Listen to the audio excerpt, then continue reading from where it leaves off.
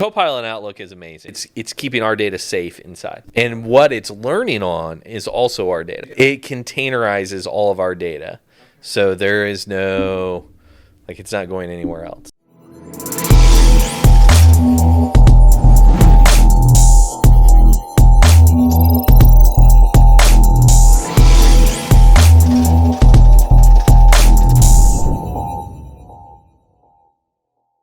Brian's had some time to really kind of have a moment with Copilot. More than a moment. More than a moment. I mean, you're asking it, Some please time. do stuff for me. Like, why are you asking please? It's not a person. And the same please is just a habit.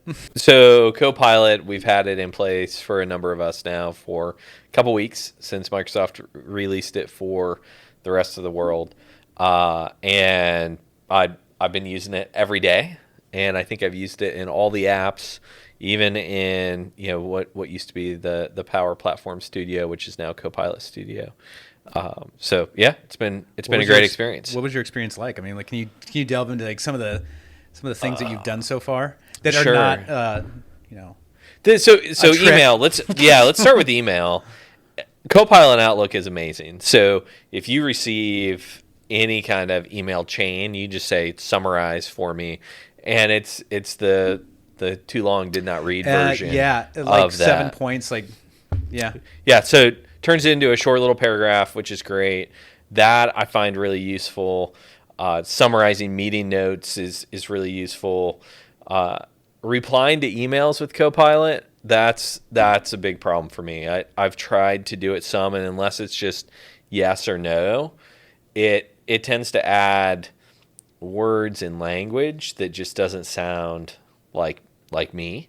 And I've been working on giving it some feedback, but what I'm realizing is in the time I'm spending giving it feedback, I could have just replied yes or no to that email. So it brings up an interesting topic. Like when it presents your options to you, I mean, how many options do you usually have? Like just if I sent you an email that said, Brian, really having a bad day, I really need somebody to put my arm around or have a hug. What options will it give you? Well, for that, it probably would Valentine's Day is coming up. Point me to some job postings.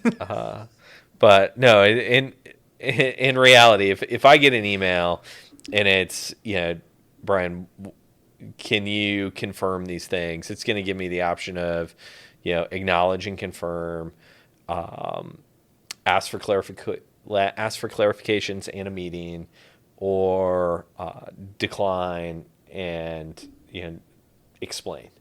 And really none of those options are going to end up that great. Which one sounds the most like you, though? Probably the decline. No, not really. Because what ends up happening is it kind of expands on that, and then you can change the options. You can even turn that reply into a poem, which I've only done once so far, but I think could come in really useful. Circle back to that. Why did you turn it into a? Did you send it? Yeah, I sent it. Okay, all right, of course. Yeah, why wouldn't I? I mean, not every email needs to be super professional, but they don't need to be poetic in an actual way. They don't. In very real terms. One thing I've learned is that AI is really good. The GPTs are really good at poetry, and I'm really bad at poetry. My mind doesn't work that way. So in Outlook, it's moderately useful with time and some training. And I am trying to put in the effort to get it to respond more like me. You give it feedback and you tell it what you liked or you didn't like. So usually, I'll give you an example from today. I got an email asking me a question, and I said, acknowledge, and it wrote back, yes, I agree with this, which that part of it was really appropriate. I appreciate your inquiry. I don't remember the last time I said inquiry. Yeah. And it's those things that I think for those of us that really care about precise communication, this doesn't really feel like it came from me. And I can't let that go. So I gave it feedback. I said, I don't talk like that. And it takes that feedback, but it's getting a little bit better over time. I've changed the options to be a little bit more casual as well, because I would be a little more casual in most of my dialogue with someone than maybe is typical, unless it's kind of a legal matter. So it's we'll see a month in if I feel like it's starting to give me the good responses. Right now, I feel like I've had too many clicks in the process of responding using Copilot for email. Now, when it comes to things like meeting notes, amazing. Oh, yeah. So you can assume. turn on transcription, right? So hit the Copilot button at the beginning of the meeting. It's going to turn on transcription. It's going to tell everybody in the meeting it's being transcribed. And then you can ask it questions. Summarize the meeting. What are my action items? That's nice. And it's really good. It's really good. Those are the multipliers in Copilot so far that I've seen that are really valuable. Another example is I had a document and I needed a companion slide deck. I was able to go into PowerPoint, open up the Copilot window and say, create a presentation from this document, just give it the name. And it said, found the document, and it generated 38 slides for me, screenshots, speaking notes, and summarized bullet points. And I would say it was 80%. So that's still a lot of time savings. It's a huge time savings, and it presented things in different ways than I'd thought of presenting it. And I used like 6 or 8 of those slides, but I mean, it doesn't matter because AI generated it. So if I end up throwing some of it away, it doesn't matter. But it probably saved me an hour. I'd love your thoughts on this. So with the communication component, its ability to help you communicate, especially through email, do you think that people would find it rude to know that they got an email from an AI instead of from your hand? I don't know if it's rude or maybe devalued. Okay. So is the idea to make it sound more like you so that they think it came from you? The way, and maybe you're really getting to the heart of the issue that I have with something like an email reply that's meant to be personal, is what I see in that is if AI takes and responds, and I think that's exactly what I was thinking, well, then I'll hit send because it's in my voice. Right. What it saved me doing was typing, right? It's like using different keyboards or autocomplete. Yep. It's just a more thoughtful autocomplete. When I read it and I say, I feel like that's devaluing some of the communication because it takes some of that thoughtfulness out of it. And there can be examples where it doesn't matter. It's a yes or no question. That's it. But if it requires a thoughtful response, I want to provide a thoughtful response. So I think it's more that it could make someone feel like what they sent wasn't as important. Right. It could also potentially, convey the wrong message.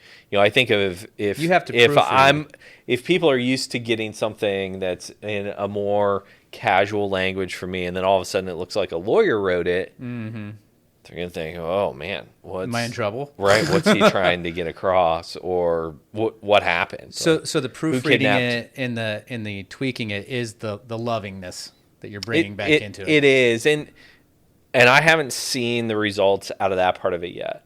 Now, the things that I have seen, so we've talked about what it can do in Teams, right, which is great. I used it to summarize our all hands meeting that we had yesterday internally. Great output. I've used it in a number of Did you use it on now. the actual presentation too? No. Oh, we did not. Okay.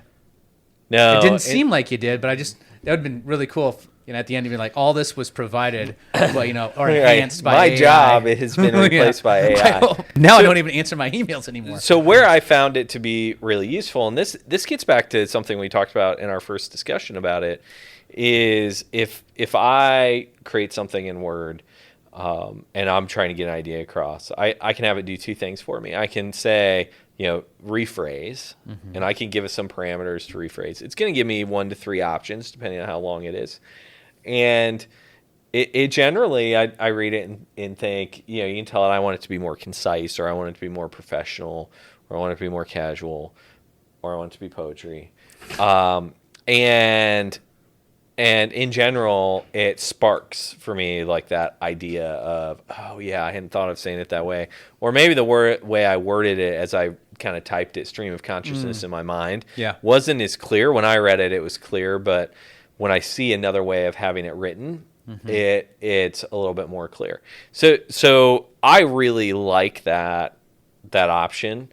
The other thing I can have it do is you can just right click below your paragraph and say inspire me. And what it will do is write, depending on how much content is there, inspire me.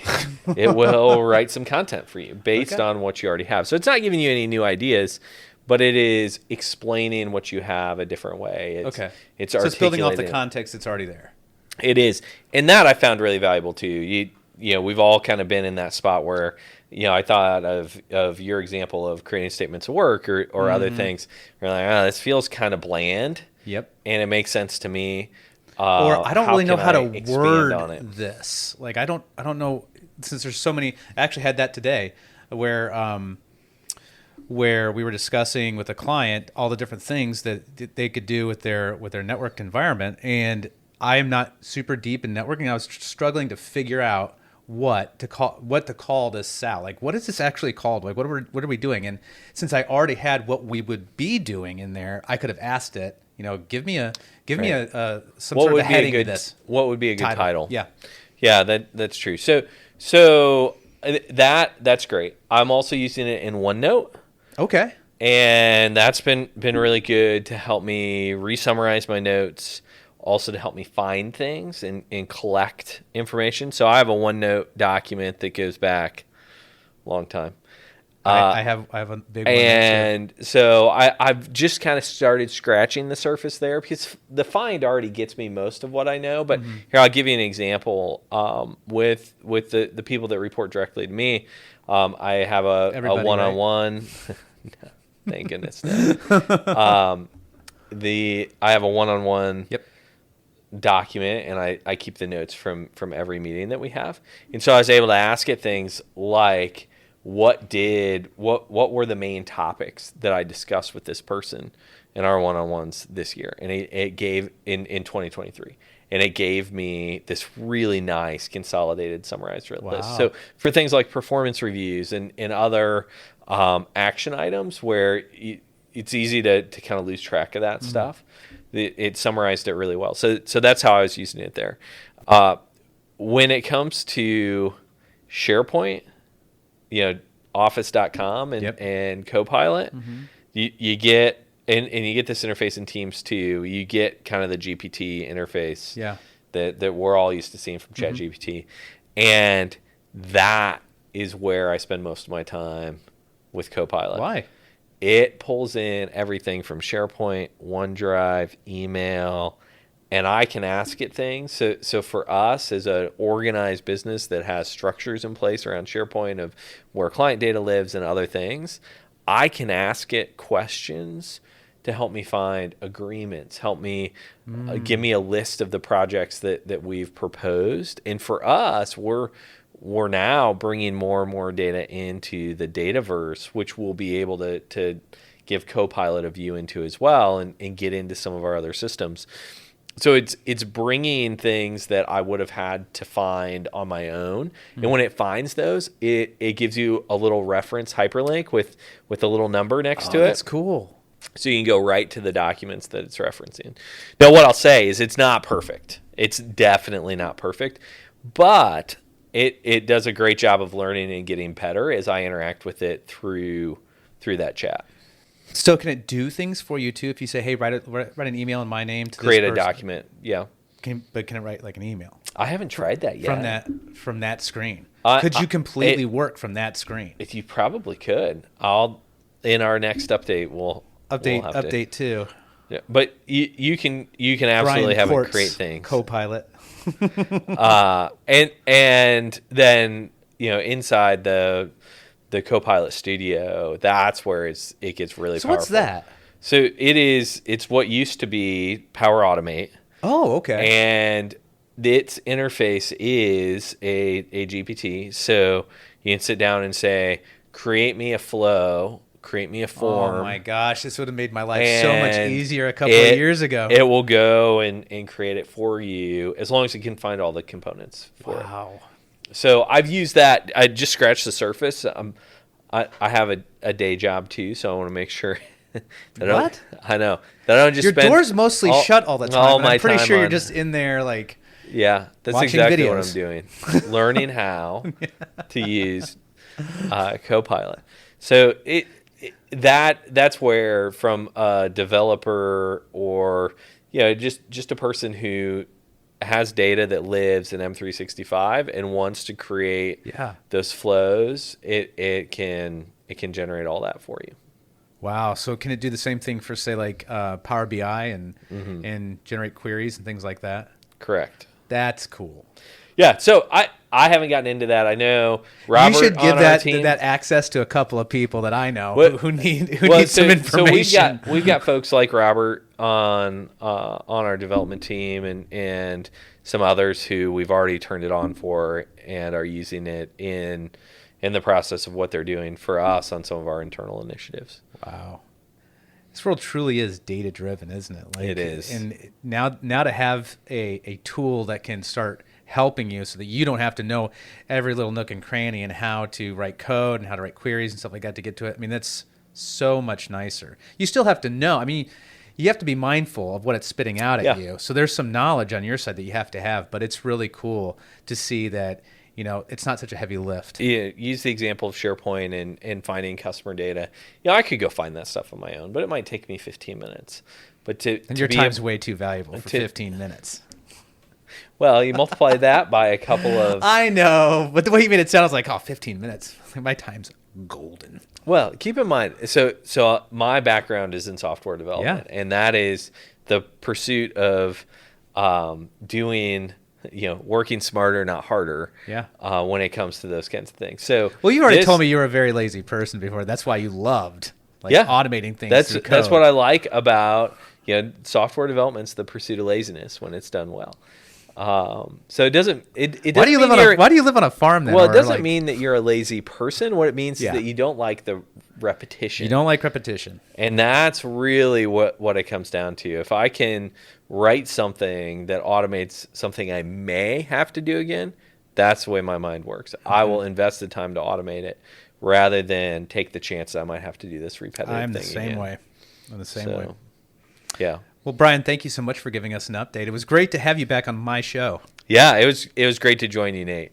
I don't think this is anybody's show. I think it's Corsica's show. So it's your show. Well, no. It's all of our shows. I know. Do you own any vests? Yeah, the vest he wore was mine. Was it really? Yeah. It was. I don't own any nice vests, or I'm not high enough in the organization to get a nice vest.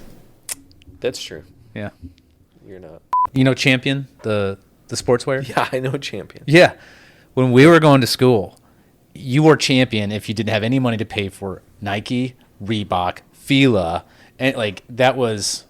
Now Champion clothing is expensive. Or if your parents didn't buy into all that crap, they're like, I'm going to get my kids something. No, wait, that's why I had Champion stuff? No. Actually, I had this shirt in high school. No, you told me don't say anything stupid. That hasn't stopped us so far. I try to treat all the people I work with respect. And it's not people.